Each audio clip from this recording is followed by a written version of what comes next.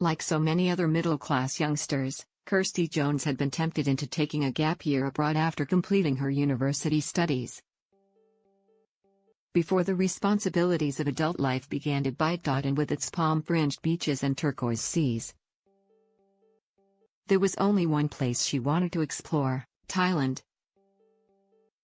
The most popular gap year destination of them all. Just like a third of the 250,000 British youngsters who embrace such a foreign hiatus every year, Kirsty set off alone, confident and excited about the experiences that awaited her. While their 23-year-old daughter traveled, Sue and Clint Jones watched impatiently for regular updates on her adventures. Beginning in Thailand, she was to then move on to Australia, New Zealand and South America. Kirsty's emails to her devoted parents told of wonderful jungle hikes through Thailand, elephant rides and visits to hill tribes. But 3 months into her trip in 2000, the couple were on holiday in Spain when they received terrible news. Kirsty had been found murdered in a backpacker hostel in the city of Chiang Mai. If that wasn't horrific enough, the way the couple were treated was truly shocking. My brother-in-law contacted the Foreign Office to find out what had happened. They wouldn't even confirm her name, even though she was being named in the news. "Nobody came to tell us what happened to her," said Sue. "We got the earliest plane home from Spain and were watching the news the following day. That was how we heard she had been raped. I still don't know why nobody from the Foreign Office contacted us." The devastated Jones family has since faced enormous difficulties in their quest to find justice for their daughter, who had just finished an English and Media Studies degree at Liverpool University. Sue, 61, a farmer from Brecon, Powys, even travelled to Thailand on the 12th anniversary of her murder to offer a £10,000 reward for fresh information, to no avail. Her killer remains free. It's no cliché to say their experience is the embodiment of every parent's worst fears. But what's worse is that they are by no means alone. In their search for answers, the couple, who also have a son, Gareth,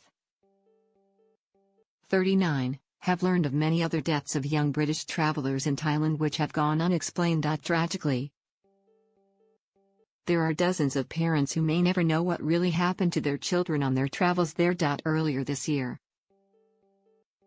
parents of Christina Ansley, a 23-year-old Leeds University history graduate who died on a gap year in Thailand 3 years ago, said they fear they will never know what happened to their daughter. In January 2015, she was found dead in her bungalow on Koh Tao Island, one of the country's smaller tourist destinations. Margaret and Boyne Ansley, from Morpington, London, believe her death is suspicious, despite what the local authorities say. As appears to be so often the case in Thailand, the investigation into Christina's death was botched, with her body left for days in the heat of a temple, making it impossible to obtain accurate toxicology reports. Apparently Christina had been taking antibiotics for a chest infection.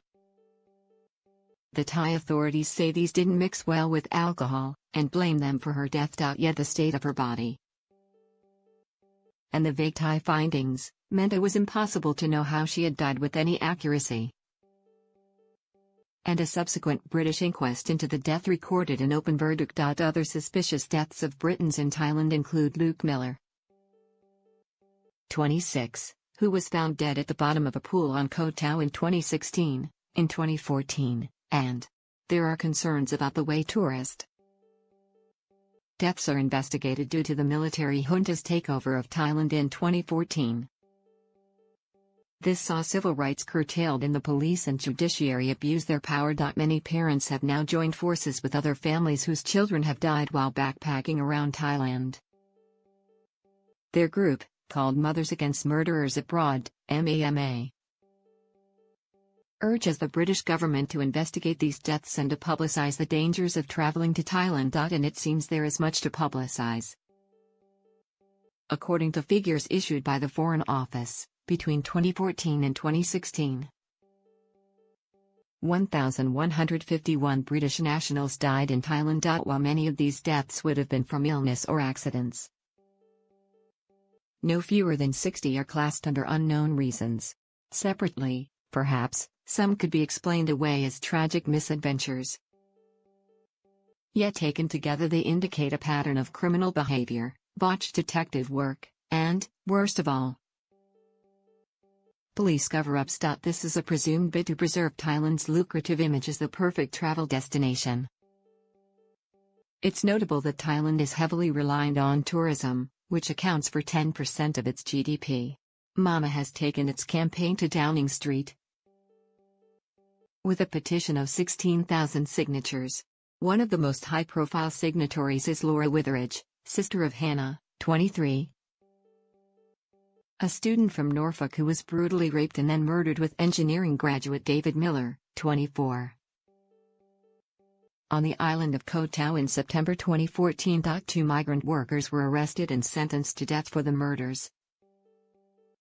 But there are doubts surrounding the investigation after claims their confessions were obtained under torture.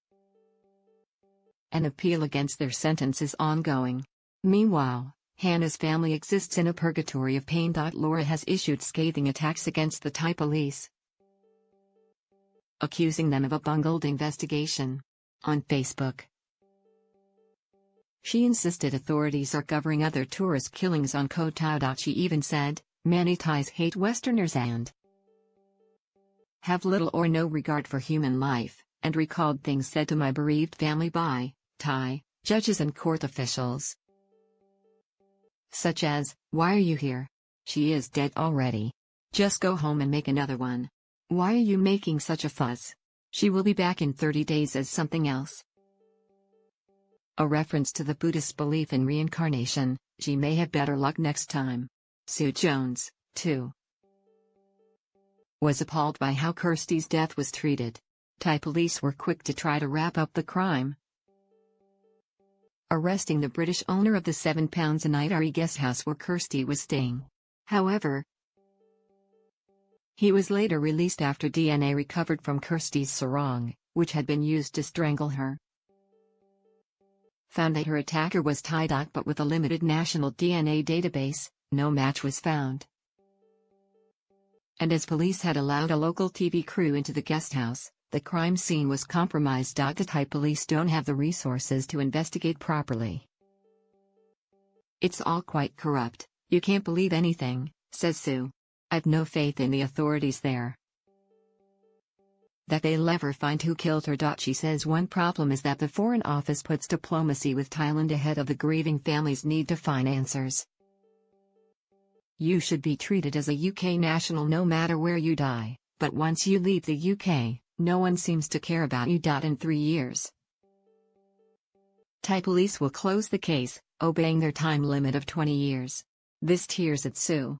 "She was my only daughter, full of adventure and love. I can't bear to think about her last moments, how scared she must have been. I see life in 2 parts now.